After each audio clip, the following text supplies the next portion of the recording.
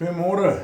Ja, so rukkie terug het 'n dokter Neil my gevra om betrokke te raak by hierdie embryo en semen veiling wat hulle vandag afskop.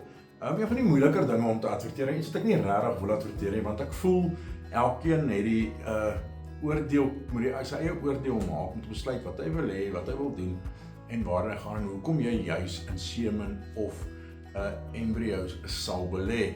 Nou, ek het so ruk terug saam met PJ Butler 'n paar goed gedoen wat ek gedink is nogal interessant en dat baie by hierdie tema aanpas. En ek dink jy wil graag gaan luister. Ek sit natuurlik in hierso sit ek daai skakel sodat jy na daai twee video's kan gaan kyk. Ek dink as jy enigstens belangstel om embryo werk te doen, semen werk te doen of in die veiling wat vandag afskop, betrokke te wees en daar te koop, moet jy die goedjies verstaan en verstaan waarom jy dit doen. So ja, ek gaan 'n bietjie met jou gesels hoekom ek dink dit is belangrik, hoekom jy kyk na hierdie veiling, waarom jy nou kyk na hierdie veiling en hoekom 'n mens dit sal doen. So dit is my insigte. Ek sê nie ek is reg nie, ek sê nie ek weet alles nie, definitief nie, nog baie om te leer, maar dit is maar wat ek optel, wat ek geleer het oor die jare en ek dink en dalk kan jy iets saam met my leer. Okay, kom ons spring weg en ons begin onmiddellik praat oor hierdie veiling. Ek wil net sommer so wegskop en sê ek wil nie hierdie veiling hard bemark nie. Ek wil nie vir die ouens sê jy kan nie sonder dit nie. Natuurlijk kan nie sonder dit. Ek wil nie vir jy sê jy kan nie goed teel sonder dit nie. Ek gaan my opinies gee, ek gaan my dinge sê en ek verwag ook nie van almal om my saam te stem nie. Dit is 'n school of thought soos hulle daarvan praat. En daar is ander mense wat anders daar dink en wat ander idees het en dit is ook reg. So dis my idees, my konsep, dis wat ek geleer het oor die laaste dekade of so dit is wat by my verstaan. En ja, ek hoop jy kan dit my verdra vir so 'n klein rukkie. So ek wil heel eers begin wil ek hier met die nuwe mense wil toetree.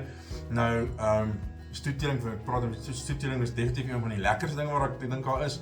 Ek dink dit is vir ouens wat wil belê, wil plaas. Ek dink dit vat mens ook na nuwe. Ek dink as mens kyk, ek praat altyd van dit is daai self-actualization as jy na daai Maslow ding gaan kyk, daar waar jy reach of bereik na iets beter, iets wil soek na iets beters, iets wat beter is selfs, maar jy kan dit nie volmaak nie. Dit is wat stoetteling vir jou gee. Maar ons het nou deesdae nuwe gereedskap en nuwe tools en ek dink dit help ongelooflik baie. En daai tools gaan dwars deur van jou EBV's deur tot by jou semenwerk, jou wat 'n sementap en natuurlik embryo werk wat vandag baie maklik geword het. Ons kyk na IVF en die klas goedjies het dit goedkoper geraak en het dit definitief beter geraak want ons minder skade aan die diere doen en natuurlik baie meer uit dit kry ook. So ons gaan ek gaan bietjie by al die vas staan. Maar heel eerste, ek het so 'n bietjie hierdie katalogus gaan kyk en wat my wel opgeval het is baie goeie ou genetika. So ek wil gou by die ou genetika stil staan. Hoekom ou genetika? Ou genetika werk. Jy gee die opsie en as jy dit nie doen nie, dan is jy ek gaan sorry vir my woord, as jy die ool, maar nie jou huisarts gedoen het. So dit is jou verantwoordelikheid nog gaan kyk hoe het daai dier geteel, om uit te vind hoe hy geteel het, of sy geteel het, as dit embryo werk is. Hoeveel van daai embryos is dalk aangeplant, hoeveel is op die grond, hoeveel is gehou, hoeveel is nie gehou nie, dit is tot jou beskikking. En as jy nou vandag 'n kurwe wil begin, ek wil sommer net vir haar basis lê, as ek vandag geld gehad het om my eie stoetkudde te begin in 'n ras wat ek dink dit is gaan vir my geld maak, waarvoor ek lief is, wat ook al die rede is om dit te begin, wat maak sin waar jy boer of wat ook al jou storie is. Dan sal ek begin net met so 20 of 30 of 40 hang af hoeveel grond ek nou het, 50 stoetkoeie wou hê wat vir my produseer, wat aanpasbaar is, wat struktureel korrek is. Sal met aanpasbaarheid natuurlik gaan behoort vrugbaar te wees, dit is ons maar die toets daarvoor. En dan natuurlik goeders wat my tipe is, wat waarvan ek hou, hoe ek hulle wil hê en wat vir my sin maak. En dit gaan baie keer ook oor wat groei op my plaas, hoe groot is die bossies, hoe hoog is die dorings, al daai goedjies wat jy kan toelaat in terme van skere, ore, vel, are, al die goedjies. En dit is waarna jy moet kyk. So dit is waar my platform en dit is hoe my kop ek sal werk. En iemand het my gesê so ruk terug, ek dink 'n jaar terug het ek so net so voor sy veiling wat nou onlangs was, het hy my gesê as hy nou 30 jaar terug kyk het, so hy baie meer embryo werk of vroeër begin het met embryo werk, so baie vroeër IVF gedoen het en hy sou definitief meer ge-KI het, want hy het net die waarde daarvan besef. En ek sê net hoe moeilik en hoe lank en hoe langdradig dit is om op te teel op 'n dag baie duurder is om te investeer met in gemiddelde genetika. Ek wil nie praat van swak genetika, maar kom ons praat van gemiddelde en ondergemiddelde genetika. Of diere. Nou daai strukturele foute reg te maak, daai syfers te verbeter, as ek dit so kan noem. Nou daai syfers is baie keer om diere reg te maak. Daai genetika vat tyd en dit vat baie jare. Is baie keer makliker om net in dieptes te lê, veral as ons kyk na goeie soos aanpasbaarheid. Aanpasbaarheid is 'n gebeur nie noodwendig 'n strukturele, alhoewel 'n strukturele eienskap wat ons sal wees, en ek sal nou daar praat, maar jy moet verstaan dat die diere vat 4-5 generasies om aan te pas en ook van hulle eienskappe te verloor. As jy 'n dier uit die bosveld uitvat, kom ons sê uit Bella of Warmbad se wêreld uitvat, wat rooi water, hardwater bestand is, geen om wat se diere is, nie enige dier, en jy gaan sit hom in 'n area neer wat niks van daai probleme het nie. 4 generasies later gaan daai diere gaan net nie meer daai weerstand hê nie. As jy hulle gaan terugvat, gaan hulle nie daai natuurlike weerstand hê nie. Dit is maar net hoe dit werk. Die potensiaal is daarso, dat hulle dit vinniger weer kan opbou. Dit sal ek sê, sekere rasse het die potensiaal wat weer ontblond kan word, maar dit is goeders wat 'n mens alles in ag moet hou as mens met hierdie goeders beter besig is. Goed, so die genetika wat jy hier koop, kom uit sekere rasse, uit sekere diere uit. Ek wil praat as ontvangers gepraat, kyk asseblief die video van my PJ Butler oor ontvangers. Ons praat oor wat ontvangers jy gebruik, wat ons nie voorstel jy nie gebruik nie. Ek dink dit is kardinaal belangrik om ontvangers te gebruik wat aangepas is op jou plaas, wat so is jou plaas, en ek dink ek gaan net vanaf aanraak, dat jy nie in vleisbeeste diere gebruik, melkbeeste gebruik nie, maar eerder diere gebruik wat aangepas is, wat jy soek is, jy soek epigenetics wat jy dan oordra, en daai invloed wat die vrugwater en die moeder het, eienskappe, en ek dink dalk vooral inheemse rasse het, kan dalk baie spesiaal wees. So ek is nogal 'n voorstander om inheemse rasse te gebruik vir embryo-programme, en dit maak net vir my sin. Maar as jy met my verskil sê vir my, jy wonder hoekom, sit in die kommentaar hoekom jy my verskil, of bel my, en dan sê soms praat jy my ore seer.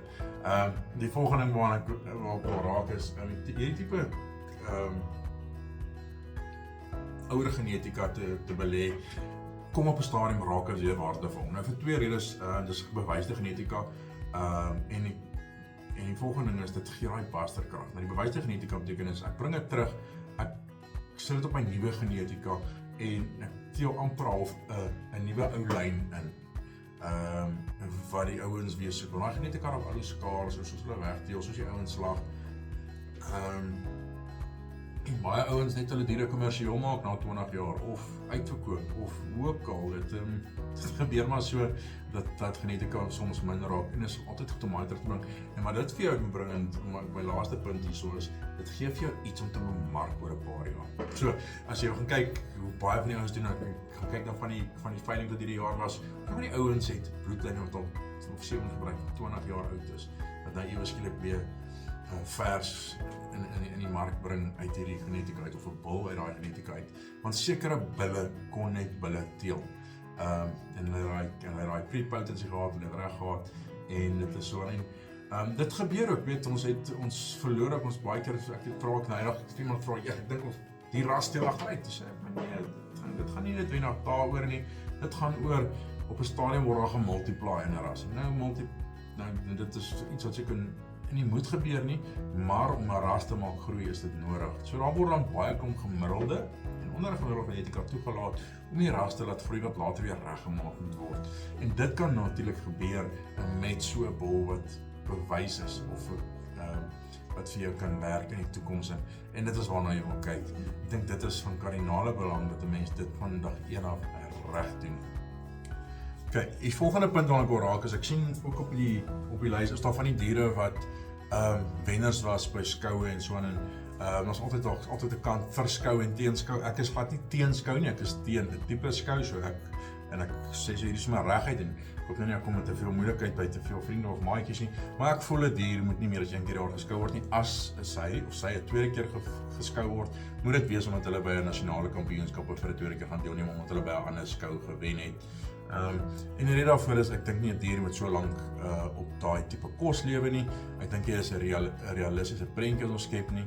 En ek dink ook daar moet strenge reëls toegepas word. Dis net my konsepte, maar ek dink daar's definitief te veel vet diere op 'n skou. Ek dink as 'n dier oor 'n sekere hoeveel vet gaan, dan moet hulle afgekeer word. Ek dink ons moet kom by 'n plek waar ons diere op 'n meer regverdige manier kan kry, maar ek dink skou is so 'n belangrike vertoonvenster vir die bedryf, vir die industrie, en dan ook belangrik om te meet, om te sien, hoe lyk my diere teen ander diere. So ek is glad nie anti-skou nie, ek voel net, daar is 'n plek en 'n manier om dit te doen, en daar is dalk ander maniere, hoe mens kan skou nie net nog een manier nie. Ek dink daar is dalk iets wat ons mis. Maar daar is van hierdie skoudiere wat daar kom, reservekampioene, kampioene, wat hier kom, en ek wil jou uitnooi daarna te gaan kyk, en dit is die tipe diere wat struktureel baie korrek gaan wees, gaan behoort min foute te wees, indien regtig enige regte foute. Dit is diere wat goed loop, en natuurlik die trots is van iemand se kudde.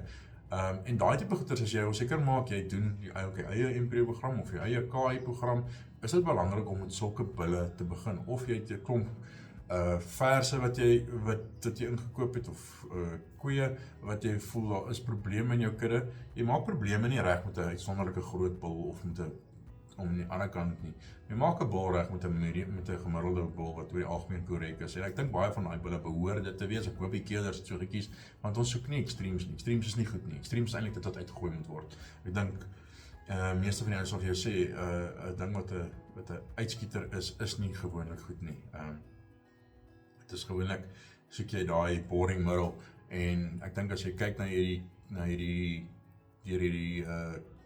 katalogus blaai, wil ek jou uitnooi om te gaan soek na daai middel van die pad, en ja, wees boring, maar wees kreatief in jou ding, en dink ook, wat ook al ek nou koop, hoe gaan ek dit bemark vir 'n paar jaar, wat gaan ek daarmee doen, en wat is 'n plan? So ek wil vir jou voorstel, hê 'n plan met wat jy doen, in alles in die lewe, hê 'n bloody plan. Begin met 'n droom en dan met 'n plan.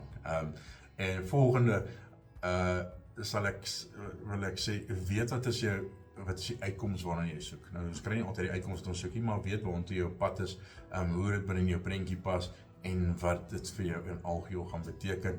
En derdens, dink oor die invloed buite jou kudde. So, dit gaan nie net oor jou kudde nie, dit gaan oor hoe ander mense, dit wat jy doen, wat jy sê, wat jy ervaar, en wat jy in jou kudde hanteer, wat hulle persepsie is daarvan. So, dat hulle seker maak dat hulle verstaan dat dit wat jy doen, jy reg doen, en so aan, en dat jy hierdie genetika kan gebruik binne in jou kudde, sodat jy ook later diere kan verkoop onder jou eie brandmerk. En ek dink dit is ook belangrik. Ek dink dit is ongelooflik. Dit is iets wat ek, as ek 'n katalogus optel, kyk ek altyd hoeveel van die ou se diere wat hy verkoop hy onder sy eie brandmerk. Ek dink dit is so belangrik. Ek wil seker maak dat jy mense dit verstaan. Dit is, as jy vir 10 jaar teel of 15 jaar teel en hou 'n veiling en daar's nie een bul met jou brandmerk op nie, dit is ietsie wat jy in ag moet neem en sê, maar waar kom ek tekeer? Wat doen ek verkeerd dat ek nie my eie bulle kan verkoop nie? Ja, dalk is daar bulle waar hy bulle terughou vir selfgebruik, maar dit is ook al ietsie wat ek kan kyk, en ek weet ander mense kyk daar nie, en dis kom ek wil opbring. So, ek kritiseer nie enigiemand wat dit wel doen nie. Partykeer is dit maar net so, jy teel 3 of 4 goeie bulle wat jy self wil terughou, of jou bul kry seer vir die veiling, maar ek dink is belangrik om jou eie brandmerk ook daar buite uit te sit, en mense te weet, dit is wat jy teel, dit is waartoe jy geteel het, en dit is die basis van wat ek wil verkoop. En elke dier wat jy op veiling sit, moet jy ook weet, is 'n refleksie van wat in jou kudde aangaan. En dis tog hoekom ons veiling hou. Veilings hou is een of die dag 'n refleksie. So wat ek wil hier doen, met daai prentjie van jou veiling oor 10, 15 jaar, dalk 2 jaar, 3 jaar, weet nie wat jou plan nie. Dit moet reeds 'n deel van jou prentjie vorm. Maar ja, dit is my storie oor en uit. Gaan kyk deur die veiling, gaan loer deur hom. Jy verstaan waar aangaan, en koop, soos ek altyd sê, koop wat jy wil hê, koop wat jy wil doen, en moenie koop wat oorbly nie. Ja, tot 'n volgende keer, totsiens.